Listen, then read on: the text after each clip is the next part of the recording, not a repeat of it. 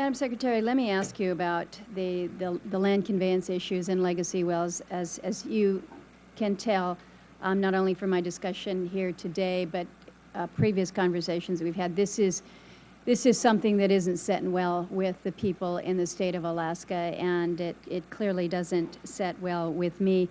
You have indicated in your comments that with Land and Water Conservation Fund, the proposal here to include it in terms of mandatory funding keeps a commitment of a 50-year promise to the American people. And I'm looking at a 54-year-old promise. We've been a state now for 54 years, where we have yet to receive our full land conveyances under that Statehood Act, a 42-year legal obligation to the Native people of the state under ANCSA. And then I look at the budget, and it's like, well, wait a minute. We're making a new promise here to mandatory funding for LWCF, but we've got some outstanding obligations that are very serious.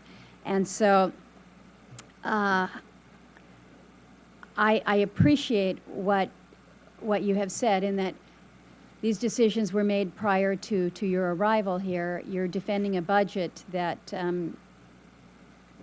you're tasked to defend, but I need to have some assurance going forward that we're going to be able to deal with this, because my assessment is that if we continue at the level of funding that we have been for the land conveyances, again, we're decades, we are another 50 years out. That's not acceptable.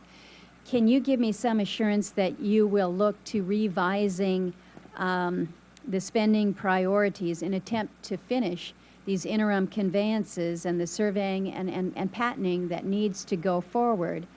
My goal was that we would have this done by statehood. When I came into office 10 years ago, everybody thought that that was reasonable.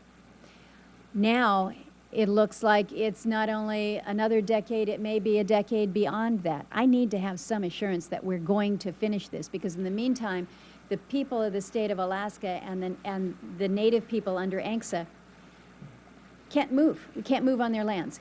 What assurances can you give me that we're going to see some forward motion in this in a positive way that's not going to be another 2 to 3 decades from now? Thank you, Ranking Member Murkowski. I have had briefings on this topic and can reassure you that there is a commitment to move forward on the part of the BLM and my colleagues. There are, I gather that 63% of the area has been surveyed and mapped, and about 33% has had interim conveyances so far. There is a requirement, as I understand it, in the legislation about actually physically putting a stake every 2 miles.